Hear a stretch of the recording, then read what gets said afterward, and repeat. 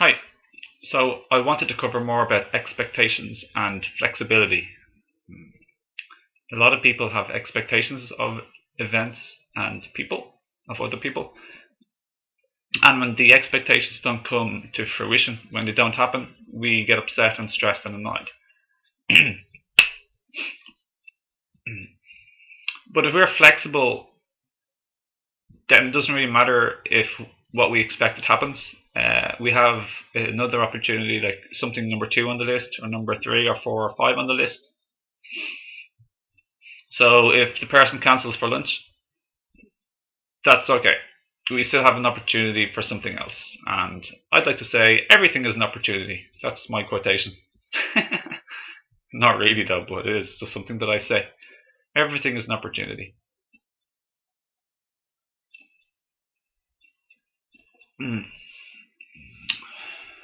This is important.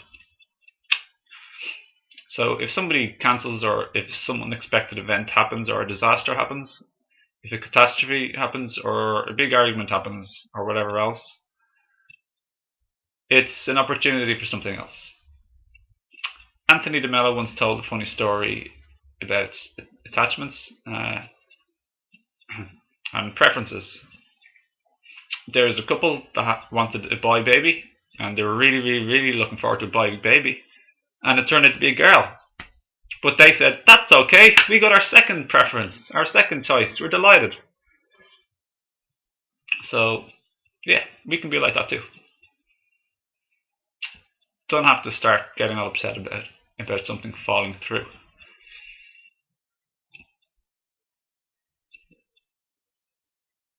So how often do you get upset when your expectations or things that you planned fall through? And how often do you automatically think it's a bad thing? How about, what would happen and how would you feel if instead you started thinking, okay, well, now there's an opportunity for something else. What else is possible in this situation? What can I do to make this a really good thing? What can I do? What else is possible? What other opportunities and hidden gifts are in this event?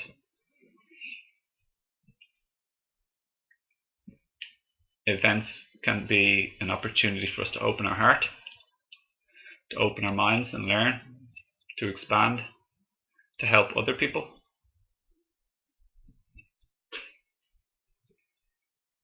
To heal from old hurts that are still existed within us through accepting and observing our thoughts, our judgments, etc., our resistance, through feeling our uncomfortable feelings and emotions within us and allowing them to be.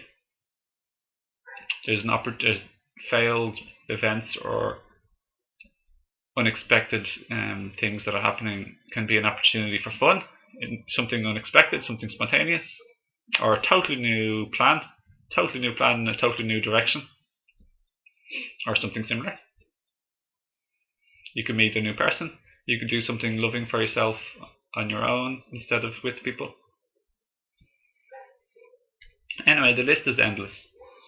So, from now on, what if any cancelled arrangement or meeting with anybody or anything, we can view this as a good thing? And let's actually view everything as a good thing. Yeah, everything is good. It's all good. That's one of my mottos. It's all good. It's all good. No problem. No problem. It's all good. Thank you. Thank you for this lovely new opportunity. And what do I now choose to consciously create instead of unconsciously react?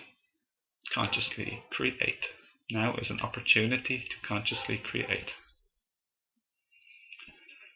We don't have to be sad. We can be okay. We can be happy. We never have to be the victim. That's just in the mind. We can now choose to consciously create what we would love, what we would like, what we would love. It's going to be amazing. What would you love to do today? What would you love to make and create right now? I'm happy being here with you, talking to you, just making a video.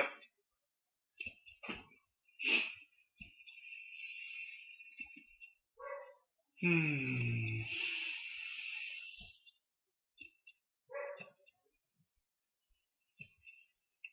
also like to ask us just if we could be a little bit less rigid with our expectations with people. Just again, refreshing in the moment to know and understand and respect and accept how someone is feeling. Because if someone isn't feeling good this afternoon when they arranged to meet us or something, they may have been feeling good when they arranged it, but maybe they're not feeling good now. So I hope we can talk to the people in a nice, respectful, understanding manner and ask them if they're sure, if they don't want to meet, or if they're okay, or if they're too busy or whatever else, if they want to do something else even. Let's say they just don't want to go for a lunch or coffee with us, or meditation or whatever. But let's say they just want to go and meet another friend and do something just totally different. A lot of us would be annoyed or maybe irritated or a little bit, maybe even feeling rejected. But let's not be too selfish about this, and let's try and as long as they're not always doing it, because then they're just totally unreliable and we might not want to hang out with this person anymore or make any more arrangements with this person if they're of emotional and mental instability where they're always changing.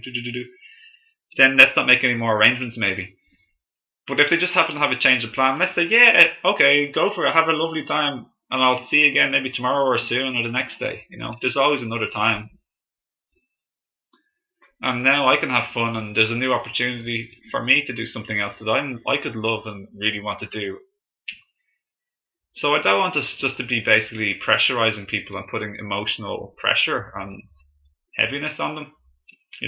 That's trying to manipulate the person. Let's quit manipulating people or making them feel subtly guilty or even obviously guilty.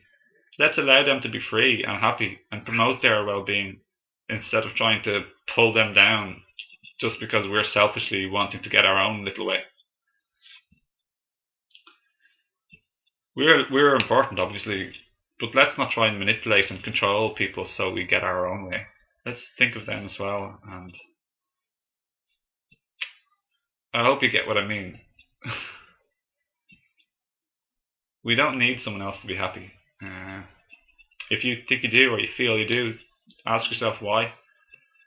Look at your thoughts and just be the constant observer of your thoughts and feelings. Your feelings will follow your thoughts. So if something happens to me and I think that's awful, this shouldn't have happened, I'm sick of this, they're always doing this, I'm tired of it, they're just being really, really selfish. If I think these thoughts, of course I'm going to feel really irritated or upset or annoyed.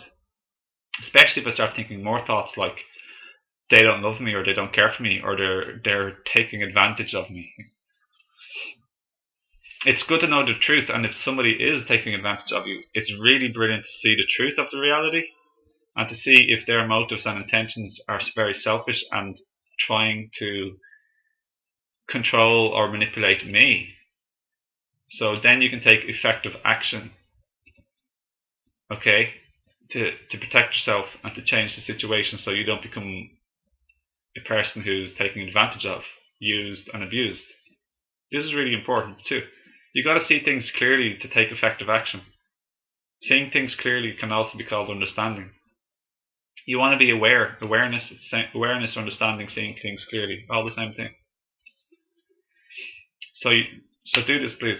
Just become aware of the truth of the situation and watch the stories in your head. The stories in your head. Your mind will create loads of stories. So just be careful you're not assuming things or imagining things that are not true, which most people do, and it creates a lot of suffering for the person, and a lot of things are imagined that are not true at all, and then they get into fighting with people because they think this person is horrible and mean and selfish, and maybe they're not horrible or mean or selfish, maybe they're just feeling sad and upset and alone and stressed, or just basically they're mostly inconsiderate and not aware of the effects of what they do and don't do on you or on other people. So if someone isn't aware of the effects of their behavior, they probably could benefit from being told the effects of their behavior. Okay, you can help here. You can tell them in a nice way, where you're not the enemy, but you're their friend. You're their friend at heart. You love them and you feel peace towards them. Again, this happens when you understand and accept and allow their feelings and behavior. So it's not weird. It's not wrong.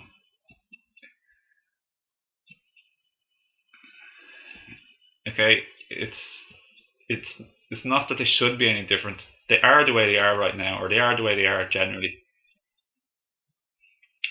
And then just put yourself in their shoes. Know why they're feeling or thinking a certain way. But anyway, then take action. And you don't have to be their enemy. You can talk from a place of empathy, compassion, and understanding and peace, where you're with them and you're not against them. You're with them. And with this, your whole body language, the words you speak, how you speak, the way you speak, and all of your actions and your whole energy will change. They'll feel this, and they'll be much more open and receptive to changing and learning and being open and listening to you. Okay, so you won't be speaking to them from a point where you feel like you're higher than them and you're giving out to them and you're kind of telling them how bad they are and how wrong they are and how they should be different. This will obviously make them feel really bad, and they'll totally close their minds to you. They'll totally not be listening, and they'll probably just want to either fight back with you or totally withdraw from you if they're that type of quiet personality. So anyway, I hope you benefited from all this. Thanks a lot for listening. Please let me know what you think of all of this, or if you have any other comments or suggestions. Feel free to subscribe to the rest of my videos to this channel, the Abundance, Joy and Celebration channel, where my hope is that we all get on really wonderfully with each other. Nobody's ever a victim. Nobody creates themselves to be a victim by their mind's thoughts and false imaginings and storytellings, where everyone blossoms with each other and helps each other to blossom. I don't know, it's such a lovely hope and dream. We don't have to be fighting with each other anymore. We can have really good relationships, but probably the biggest thing in all of this is understanding, awareness, seeing the truth. And that involves changing the way we look at things and looking within ourselves most of all. We want to look within ourselves at our own thoughts, our own judgments, our own conditioning, our own reactions, and our own emotions that are caused from all of these thoughts and images and stuff. So it's the inner journey. Don't blame anybody else. Just look within and find out the truth of the situation. Think about it. Be aware of your thoughts. Thank you. Lots of love. Thanks for joining me again. Please come back and share the word, share the videos. I want to get this message out there. I want everyone. I want peace. Peace starts here. It starts at home. It starts with your brother and your sister and your mum and your dad and your son and your daughter and everybody at work. Start here. Goes there. Then it goes to your society. It touches everybody on and on like a huge ripple effect. Then we'll have peace in the world. And it's going to be great. I can't wait. Enjoy the journey. Talk to you again soon. Thanks for listening and being here again. I appreciate your presence. Have a lovely day. Bye.